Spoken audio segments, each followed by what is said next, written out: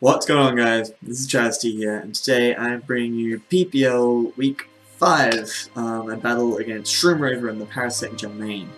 The reason it's on Showdown this week is because Shroom couldn't get his team genned in time, unfortunately.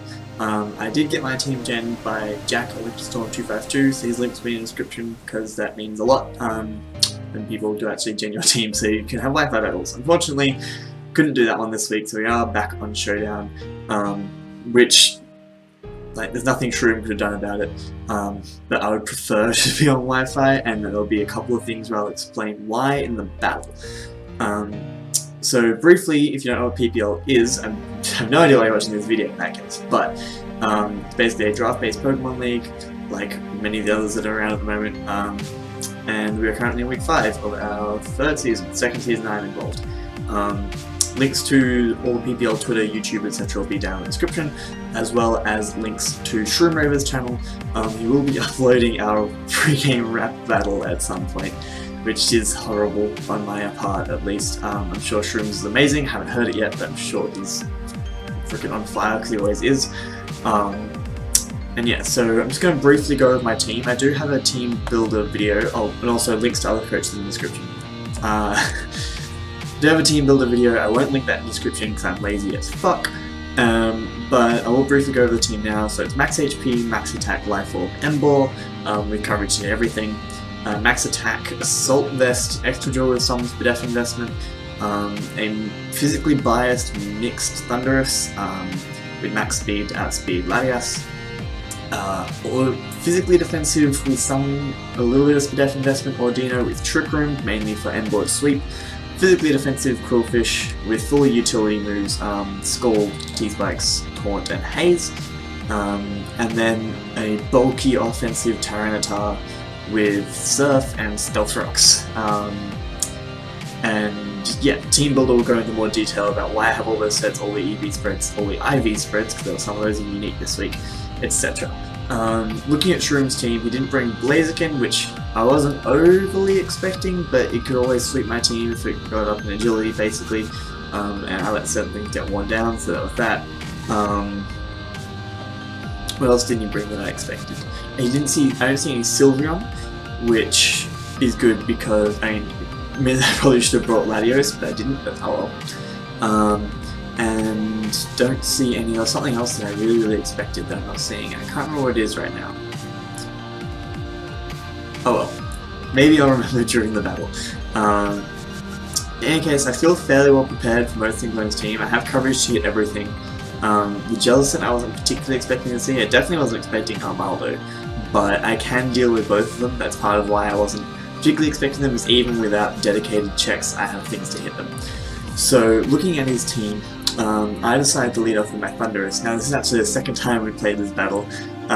First time I led off with Thunderous and realized the only move I had was U-turn, because Showdown saved a really old version of my team, because I did team build pretty much in one, I did 10 minutes briefly where I put some ideas and basic ideas of sets in. I knew I wanted U-turn Thunderous, and then it saved that version, so I had to quickly edit the whole team and make sure that all the moves were correct and I had the right EV spreads and stuff, so that was a bit of a pain. But anyway, doesn't particularly affect much in the match, just meant that we both had dedicated leads. I lead with Thunderous as he leads with the Wheezing. Now this is fine for me, I have Psychic, I have seen no reason not to just go for it, and he switches out into his Latias. Here, this is first reason why Showdown is important. Actually, it doesn't matter too much here, but it shows you the exact percentage, which makes calculating a lot easier. And I know that I only get that percentage damage if he's offensive Latias. In any case, I take the risk of him being Choice Scarf, and decide to just go for U-turn to get big damage and switch out into my Tyranitar. This sets up the sand so I can chew hits, even though he predicts this and goes for HP Fighting, but I do have Chopper Berries, so it doesn't particularly matter. He also reveals a Life Orb, which means that if he stays in this turn, he dies.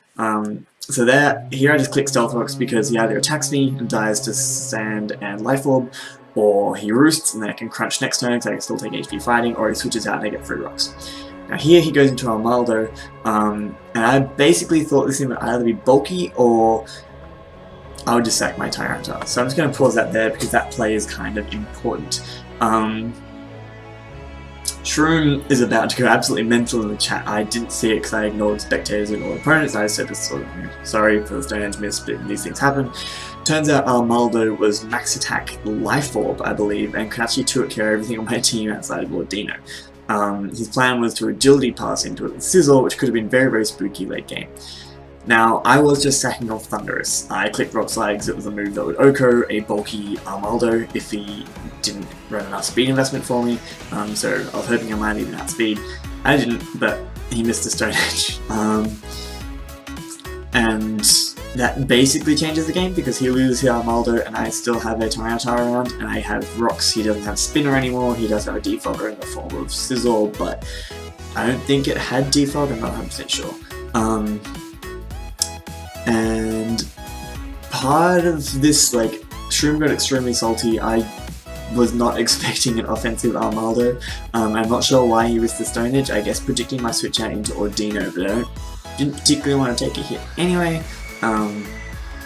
So yeah, I guess we'll see that when he uploads his side of the battle. You can go check that out and see his reasoning behind why he put Armaldo in there and not Sizzle, for example.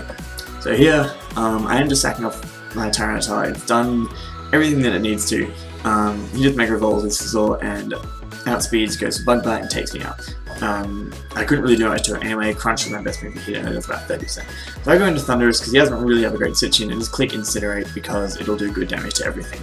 Now this is my first, actually my main point of why my problem with Showdown. And it's not like I love Showdown as a program to play Pokemon. My issue is when we're doing Wi-Fi battles, a Wi-Fi battle league on Showdown. If this had been a Wi-Fi battle, after I clicked Incinerate, I would have gone, oh, it looks like he's specially defensive losing. And then, oh, maybe, you know, because I don't see Black Sludge, maybe he's some weird item, maybe he's bulky offensive, I don't really know, because the Incinerate damage wouldn't be enough to tell anything. And that would have changed my next play, which is really important. Because what I do, knowing that he's Assault Vest, because the calcs I run show that if he's specially defensive, Incinerate should have done, I think it was like a minimum of 12%, and it did 11.1. Now looking on a screen, looking at a bar going down, I could not tell the difference. When Showdown tells me it's exactly 11.1%, I look at the calcs, go, he must be Assault Vest with some special defense investment, which means I feel perfectly fine switching into my Excadrill on this.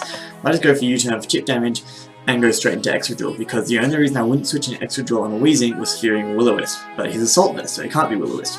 Even though he predicts this, because of my Assault Vest, I don't particularly care, and I can just fire off an EQ for which he has no switch-ins right now. So yeah, first killed Excadrill in a long time actually.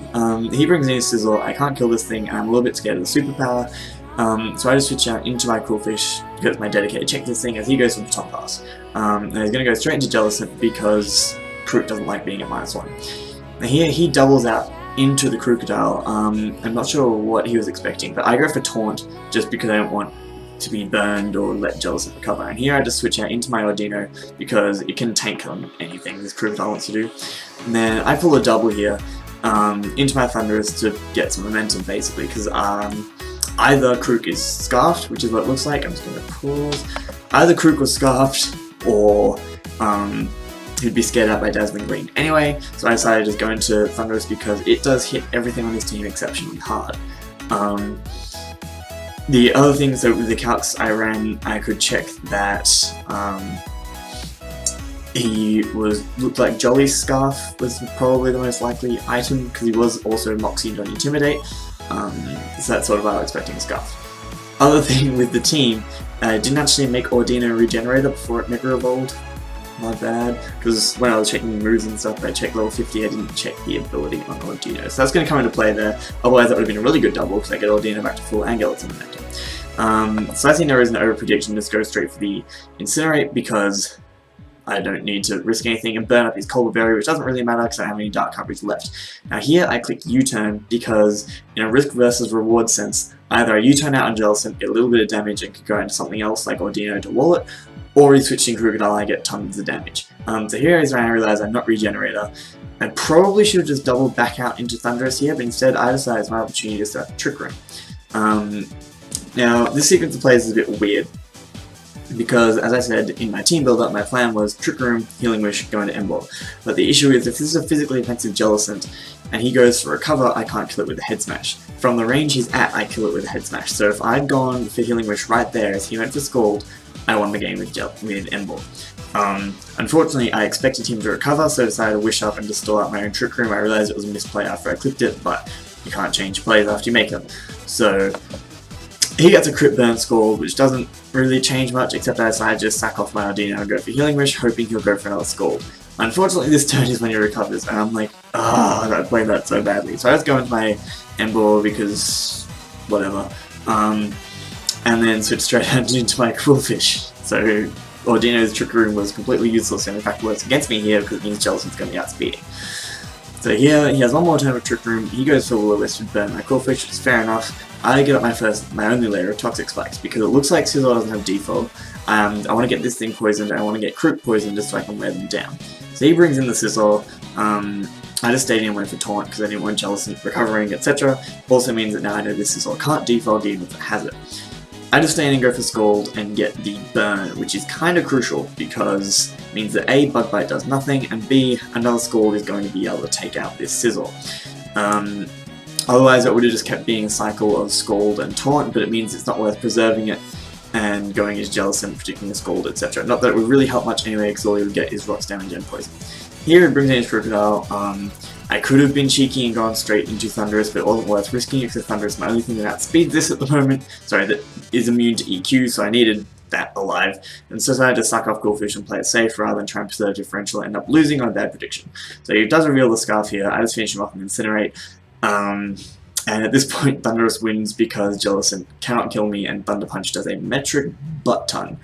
So I click the Thunder Punch. It does a huge amount to this Jellicent. Ice Beam doesn't 2-hit KO, which is actually interesting. I thought it'd do a lot more. And then Poison is about to take out this Jellicent. I just go for Thunder Punch, and that is the game. So even though my plan of Trick Room into Ember completely failed because I completely stuffed up, still managed to come away with a big win. Thundurus putting in an absolute shift. I'm feeling much more comfortable with it now than I was. Basically, instead of trying to use gimmicky sets all the time, using more standard coverage sets, because that's what it does well. Everything else worked out basically okay, apart from that Ardino and Ember thing. Qwilfish did fucking amazingly. Did everything I needed it to. Blaziken didn't show up, so it was there to wall Scizor. It walled Scizor, got a Toxic Spike up to wear down the Crook, and the Jellicent absolutely fucking perfect. And Tyranitar nimbly dodging that Stone Edge potentially really mattered. Sorry about a little cut there. I rambled, and my dog interrupted me. But anyway, I hope you guys have enjoyed. I will see you in my next upload, which will be PPL Week 6 against Jack and the Norwhich Skitty, who, before this week, you hopefully have all seen his battle already, but I won't spoil it anyway if you have. Before this week was 3rd, and we were 4th on the same win-loss with just a different differential, so that game's going to be kind of important. It's pretty much as important as these games get. So, in any case, I hope you guys did enjoy, and I will see you in my next upload.